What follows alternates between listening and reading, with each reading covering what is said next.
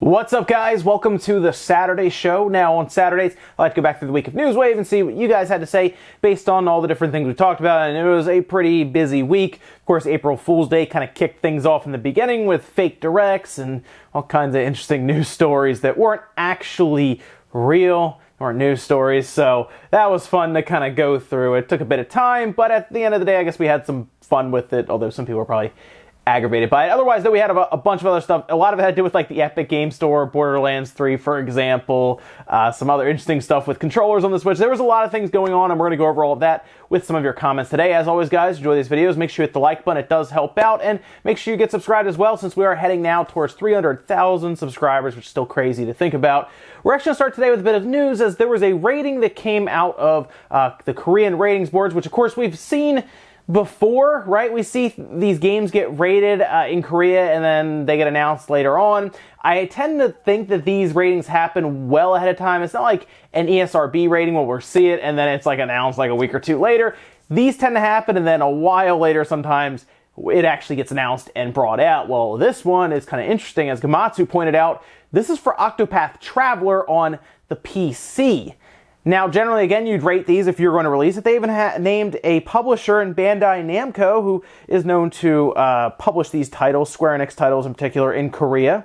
But looking at it this way, originally I said, oh, maybe it could be something with that smartphone game. Maybe they're moving that to PC as well, because some smartphone games do go to PC. They even show up on Steam. I think it might actually be Octopath Traveler going to Steam, and that could be a thing, especially in other regions. Like, let's say it's just in Korea or something. That's very possible. It's also possible that it's just going to PC, and the whole deal between Square and Nintendo was more of a timed exclusive or even a console exclusive. One thing, though, I really wouldn't mind it going to PC. I think at this point, most people who have a Switch have probably bought it if they wanted that game, and honestly, would it really bother most people? What would be really cool is if they did that cross-save stuff that we'll talk about a bit later in the show with, of course, Civilization using that. That'd be kind of neat if you could do cross-save between, just move your saves back and forth between your Switch and your PC with Octopath Traveler, so you can play at home on your PC and then obviously on the go just throw it on your Switch. That'd be neat. I'd like to see Square do that if this all does end up panning out, and we see it worldwide on PC, whether it's on Steam or whatnot, maybe this year. And starting out the week, on Monday, we endured April Fool's Day while checking out new announcements from the Sega Fest, including Sega games that would be heading to the Switch, like Shinobi, and the Sega Genesis Mini that is shaping up to be an amazing plug-and-play console. EPS 5000 says, I'm glad that Sega listened to the fans with the Mini. When At Games mentioned it, everyone yelled no, and Sega decided not to let them do it. It is an interesting thing to see, because originally they said, yep, we're going to use At Games, we'll move forward with it. But something definitely changed internally. I don't know if it was because we all yelled about it immediately when we saw At Games, because trust me, that happened. Everyone just let out this collective scream, this collective yell, and all of a sudden Sega's like, we'll push it back, and we'll say bye to At Games, which probably the right move, because the one they're showing now looks miles better. We did a video here on the Sega Genesis flashback that had like 85 games, and outside of just the terrible emulation they provided, it's not a very well-built product at all. It's like, it feels like a knockoff Genesis, but it has Sega's branding on it, like it's like officially licensed. So I get at that point, you know what? We're just going to do it ourselves. And they have M2, who has proven to be some of the best when it comes to emulating these games. I mean, if you pick out any of the games like Sonic the Hedgehog, for example, or Thunder Force 4, or on the Switch, it's amazing what they've done with it. So yeah, M2 paired with Sega actually making this stuff and it looks quality.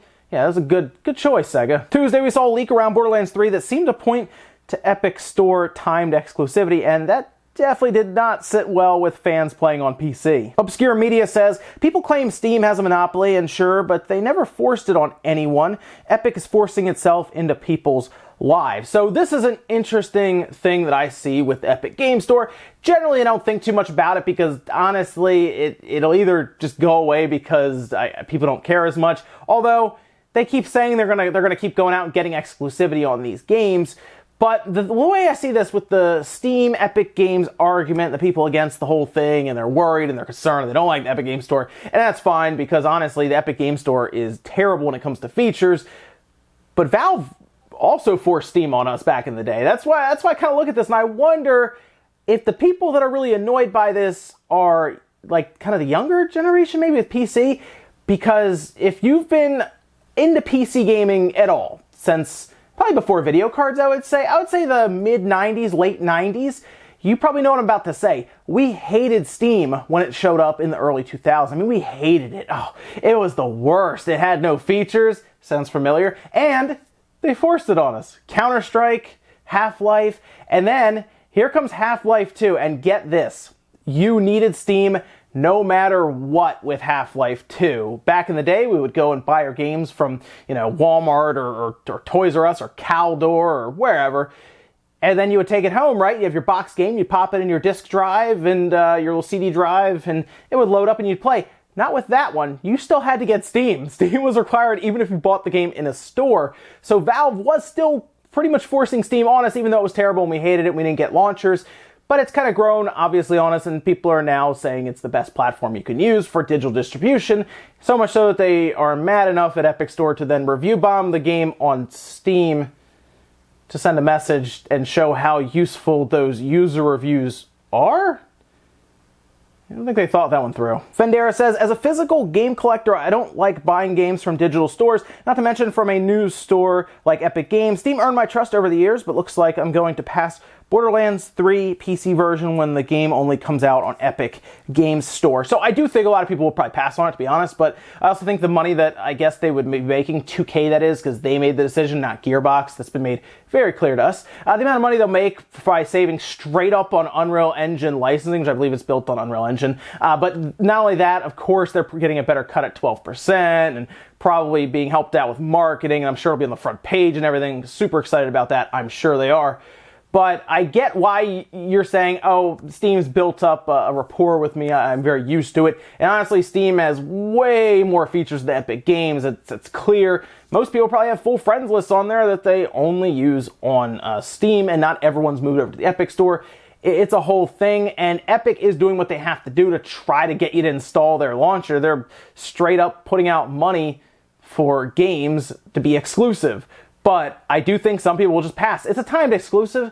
A lot of these games will show up on Steam 6 months to a year later, so I guess wait. And what'd be really interesting is if Steam taps them on the shoulder and they say, hey, when you do make the jump to Steam, let's just cut that thing in half. Let 50% off, Let's sell more on Steam than you do on Epic Games Store, and you've been there for 6 months. Let's do it in a day. That $6 game, $30.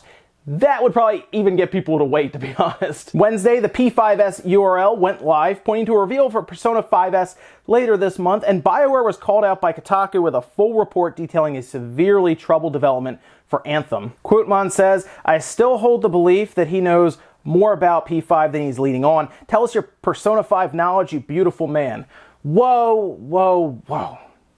Do I look like Best Buy? Old Man Retro says, switch to PC save is cool. Yeah, the whole idea behind that is actually really neat. I like the idea of just moving saves around from your Switch to your PC, because the way I've been seeing it with a lot of people, PC gamers actually really like the Switch, it's just interesting. But I do think a lot of PC gamers end up liking Nintendo platforms because of the exclusive games that are to it. I mean, seriously, a lot of the games, like PC gamers probably aren't buying third-party games on the Switch like that. At least I don't think most are, because they're playing those games on their PC, obviously, right? But when you get a game like like a Mario or a Zelda or Metroid or Pikmin or Animal Crossing or Pokemon, the list goes on, right? But when you start getting the idea of this cross save, and you can then take the game with you without having to do something like get a GPD win and do all the settings work and everything and controls, this whole thing. But if you can start moving your games over, then I think you'll get some of those people to double dip. PC and the Switch. So I think that's a feature that's flying under the radar right now. But if we see more developers and publishers do that, I think they'll just sell more copies just because people will buy the game twice. And that would be good, I think, for a lot of people, just because then they can move back and forth, and the publisher and developer will even make more money from it. Thursday, we saw a new controller for the Switch that adds a headphone jack to the controller at the bottom, something that people have been asking for after games like Fortnite started allowing native voice chat without that Switch phone app. Jesse McCowan says, if the controller was wireless, I'd be totally down for it. So that's kind of the issue we have right now. The controller's wired, so you're still running a cable to your system, your dock. The controller's $25, so it's not like breaking the bank or anything. It's $5 more than the $20 Pro Controller that I'm actually going to be doing like a quick video review on, because it is an interesting leave it in the drawer for like the third or fourth person that happens to show up one day kind of controller. It's wired still, but I think a lot of it has to do with them trying to figure out how they get sound from the controller to the system, obviously, without a cable. I think they could probably do it with like a USB dongle like we've seen with headsets that will just do that now. But then it comes in the cost. I think they might be trying to gauge, would people want to buy a wireless Switch Pro controller replacement that has an headphone jack, but it's like $60, but it does let sound go over the air. Obviously, you just need to plug in a little dongle into the side of your dock. It's mostly for docked play at that point, but I mean, if you're on the go with it, you're probably holding your Switch close enough to where you would just plug in your headphones anyway. So, I mean, do you really need to make a controller at that point work when it's not docked? Probably not. Most people would like to sit, 10, 12 feet away from their TV and still be able to listen to their game through headphones like you might do with the Xbox or the PlayStation 4, and of course chat easily. So I think I would like to see that. So PowerA, you should take that shot and see if you can make it work. $60, it might be kind of expensive because they have wireless controllers that do wake up the system and everything, but those are $50, so $10 more maybe for a little dongle that plugs in with the ability to send sound? Then you'll have to let me know if that's something you would be interested in. And finally, on Friday, we saw the Ape Escape website randomly update, giving fans hope that something new is coming for the series, and Starlink was reported to have fallen below sales expectations, and physical ships and figures would no longer be produced and sold going forward. QFlats27 says, let's address the elephant in the room. Please tell us Ape Escape is coming to Switch.